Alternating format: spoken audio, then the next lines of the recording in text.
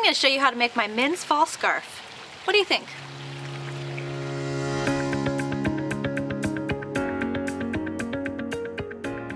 So a little while ago, okay, really it was more like over a year ago, my husband and I went to a specialty yarn shop. I dragged my husband to a specialty yarn shop. I know. And I'm surprised he didn't run out of the shop screaming when he saw the prices. But he did find a yarn there that he liked, and that was this one right here. And I was like, you found a yarn you liked. I have to make something with it, of course, right? And I was inspired to make him a scarf, you know, something practical that he would actually wear, he would actually use. But when it came to men's scarves, there's a lot of stitches out there that are very feminine, and I wanted to make this masculine. So I was going for streamlined, simplistic, very just cut and dry. Let the color be the star of the show, not so much the crochet stitch. And I think I nailed that with this stitch right here. So it's all just front post double crochet stitches on one side. So very in line, streamline, looks very put together, very well structured, and it's something that he will actually wear. So win right there. All right, so when it comes to the level of this crochet project, because we are working with front post double crochets, that kind of throws us into the intermediate category just because post stitches are considered intermediate level stitches. However, the way I explain how to do that in this video, I'm going to say advanced beginners, you could probably do this project, hands down, okay? There is lots of room for deviation, changing up this pattern. I'm going to show you how many stitches I made to get across. I'm going to show you how many rows that I made to finish off this project in this video. And this scarf, it's 5 inches wide by 64.5 inches long. If you want to make yours longer, if you want to make yours wider, thinner, shorter, it's your scarf. Feel free to deviate however you want. And in the materials section, I will tell you how much yarn I used, and I really used just the whole skein until it was done, and then I was done with my project. But feel free to deviate when it comes to dimensions. Make whatever scarf you want to make. The terminology I'm using in this pattern is US terminology, so whenever I'm referring to the name of a crochet stitch, it's all in US terms, just to be very straightforward in that. And really, the pattern for this, the men's fall scarf is what I'm calling it because I'm making it for my husband. But really, you can change the colors up, make it for whoever you want. If there's a beautiful color and you want to make it for a woman or a college student, you know, whoever you want to make it for them. I hope you enjoy the pattern, I really do. But the men's fall scarf, you can find the pattern in the description section and comment section below this video. It'll take you straight to my website where you can get the pattern, print it off, and be ready to crochet with me. All right, when you're ready to find out what materials I used to make this scarf, let's go ahead and dive right in and get started. All right, it's time for the materials. For this men's fall scarf, I used a special yarn that I got from a specialty yarn shop. So I can't guarantee that the color exists anymore because it was from a specialty yarn shop. The yarn in particular is Plymouth Yarn Co. Inc. or Plymouth Yarn Company Inc. It's Hot Cakes, and it doesn't really have a number. It's color 10. I just checked, I couldn't find it online, but you may be able to find it at a specialty yarn store if you looked up Plymouth Yarn Company Inc. and Hot Cakes. This yarn is 75% acrylic, 25% wool. It is a size 3 DK weight yarn, lightweight yarn. So if you would like to substitute this yarn out for something that doesn't have any wool in it, feel free to do so. This particular skein of yarn, I used one whole skein to create my scarf. You can make your scarf longer if you want, shorter if you want, thinner, fatter. I'm going to allow for any types of variations. I'm just letting you know for me, the scarf that I made, the exact dimensions that I made for my scarf. This one cake has 404 yards of yarn in it, or 200 grams. So that is how much yarn I used to make my scarf. Okay, the crochet hook I'm using is an H8 or 5mm crochet hook.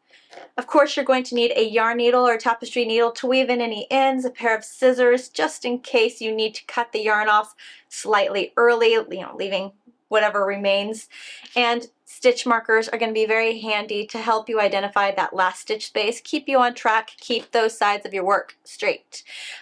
Also, when it comes to the stitches we are using for this pattern, it's really all front post double crochet stitches. And what you will notice when you get to the end of your project is your scarf is going to want to curl inward. The whole thing is just going to want to invert and curl. It's not going to want to naturally lay flat. So I blocked mine to make it lay flat the way it does. It doesn't naturally want to do this. It naturally wants to curl inward. Even now you can see it kind of still giving it a curl inward.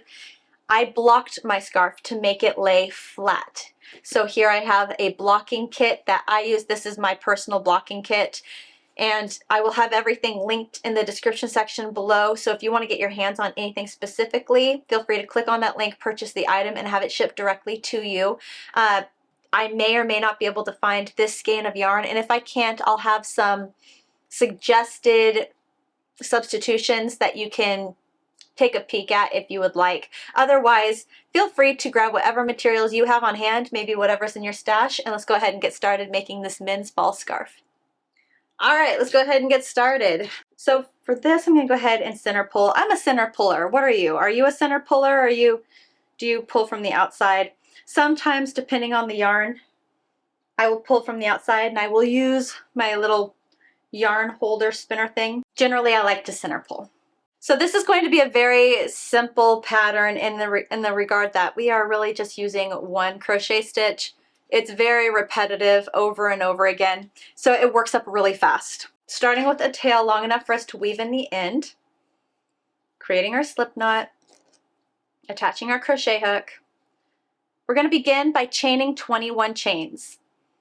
1, 2, 3, 20, 21. Oh my gosh, I love this color so much. It's like that brown stone gray color. There's something about crocheting with a color that you absolutely love. You could literally just be chaining and enjoy the process so incredibly much. I am just so in awe of this color. Okay, for me, that's where I'm gonna stop. My scarf that I'm making measures 5 inches wide by 64.5 inches long. So that is my scarf. If you wanna make your scarf more narrow, or if you wanna make yours much wider than mine, maybe you have more yarn, less yarn than I do, take that into consideration with how big you can make your scarf. But 21 chains is how much I will chain for my width, which will be 5 inches wide. For row 1, I'm going to go ahead and start by making 1 single crochet stitch in the second chain from my crochet hook. So looking at my V stitches, 1, 2, single crochet. And then for row 1, all we are doing is making 1 single crochet stitch in every chain all the way across. Just kind of setting up that foundation, nothing crazy. 19 and 20 right there. All right, so I'm going to have 1 less stitch than I did chains because I only skipped 1 chain and started working into my row 1. So I have 20 stitches for row 1. For row 2, I'm going to start by chaining 2. 1, 2, turn my work.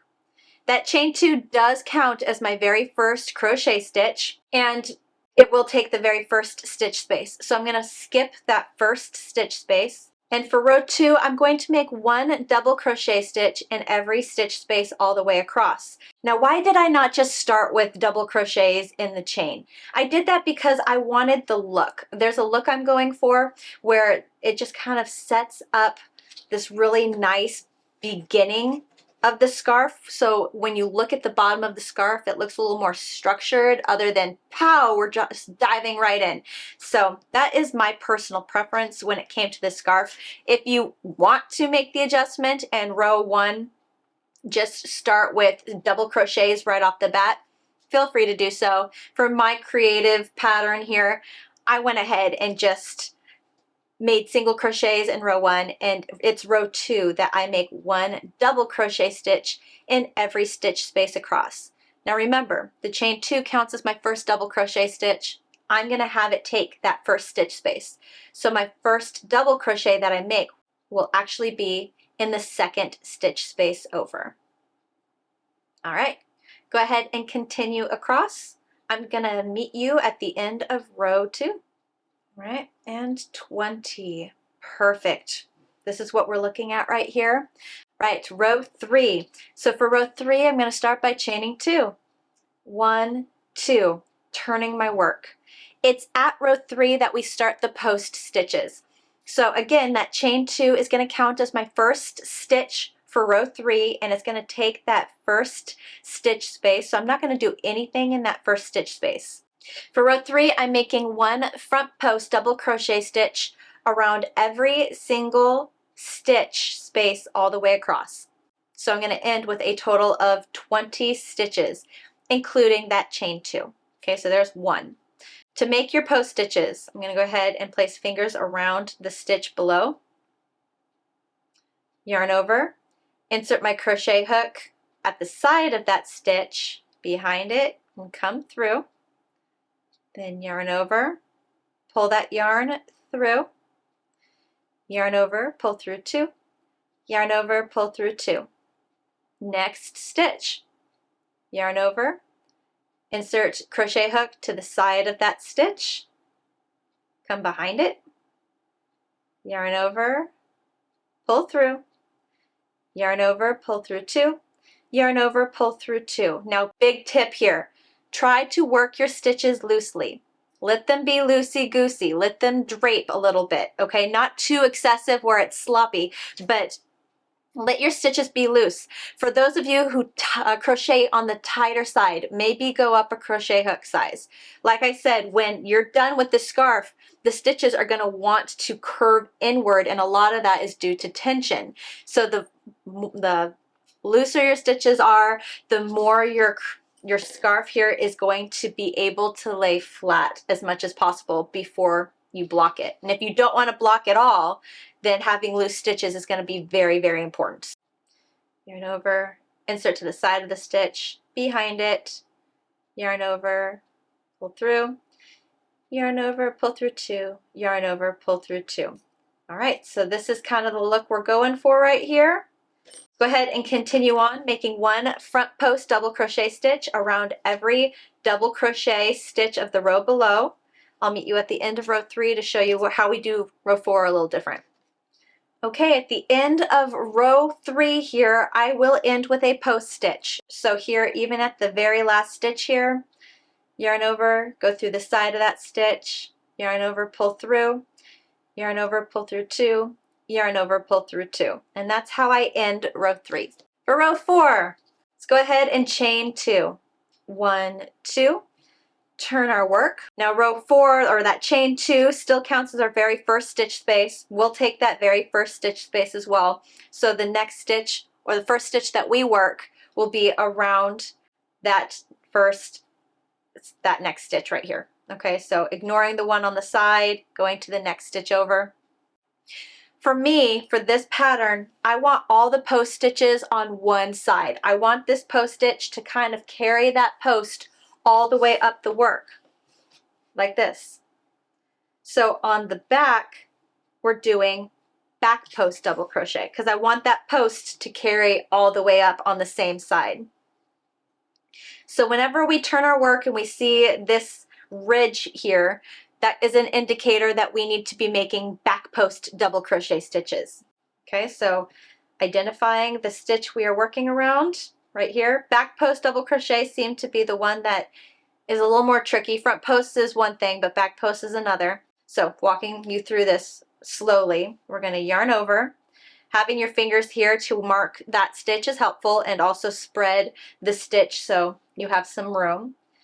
Come at this stitch from behind, poke your crochet hook through, push that stitch back, and follow your finger through to the other side.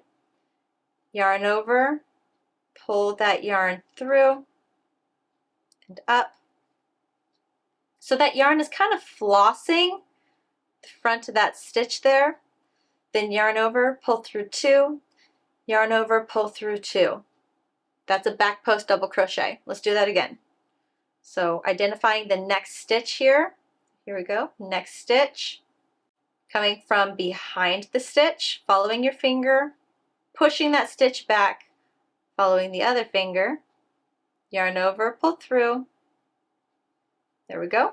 Flossing, yarn over, pull through 2, yarn over, pull through 2. Great. And that's all we're doing, guys, for row 4 is making 1 back post double crochet stitch around every stitch, so that way we are elongating that post stitch all the way up. Again, reminder, loose stitches, loose stitches. All right, go ahead and continue on. I'll meet you at the end of row 4 to show you what to do next. Okay, at the end of row 4, we're going to end with a back post double crochet stitch. So that last stitch here, come from the back, through, yarn over, pull through, then yarn over, pull through 2, yarn over, pull through 2. Great. This is what we're looking at the end of row 4. All right, and that's the repeat pattern for this scarf. All we're doing is chaining 2 for every row, chain 2, turn our work. Now you're either front post double crocheting to elongate those front posts, or you're making a back post double crochet around every stitch if you are looking here at the back with the ridges, so that way again we can keep elongating those posts on the same side of the work. For me, I actually went until row 168. That's when I stopped. I just kept going. So like I said, this can be a very relaxing project where you can just go. So I went to row 168. Then I ended my last row, 169. I ended with 1 single crochet stitch in every stitch space all the way across. So for the last row, you chain 1, turn, and then make 1 single crochet stitch in every stitch across. And that's what I'm going to show you here, is how I would work the last row. So if I were coming upon the last row, I would start by chaining 1, then I would turn my work. All right, so for that last row, I'm just making 1 single crochet stitch on top of every stitch all the way across. And I should be ending, for me in my pattern, I should be ending with a total of 20 single crochet stitches. And that just cleanly just closes off that project. And then at the end, I tie off my work. Here, let me get to the end here. Counting will help to make sure you don't accidentally skip a stitch. For me, I'm going to see the 2 chains here at the end. I'm going to single crochet in that top chain. If actually crocheting into the chain is really difficult for you, making a stitch between the chain and that first stitch is fine. Just make sure you keep on count. So for me, I needed 20 stitches. That gave me 20 stitches. Go ahead and when you're all done, tie off your work, cutting a long enough tail for you to weave in your end. Yarn over that tail, pull the tail through the loop on your crochet hook and pull tight for a tie off, and then just go ahead and weave in your ends. I do have a video on how I weave in my ends. It's a couple different strategies actually. I'll put it in the cards here above if you need a little help weaving in your ends. Maybe you haven't identified a strategy that works best for you. Check that out. And yes, it may start to curl in for you. There may be some curling. That's natural. All that is yarn tension. You didn't do anything wrong. There's nothing wrong with your stitches or your project. That's just tension. And how I fixed mine, because mine had it real bad, is I just blocked my project. And if you've never blocked a project before, it's okay. I have a video for that too, blocking for beginners. I'll put that in the cards above, and I'll put both of these videos a link in the description section and comment section below too. So if you want to just scroll down there and click on the video that you want to reference, either weaving in your ends or blocking, feel free to check those out. They're great videos and I hope you enjoy them. But that is ultimately how I made my men's fall scarf.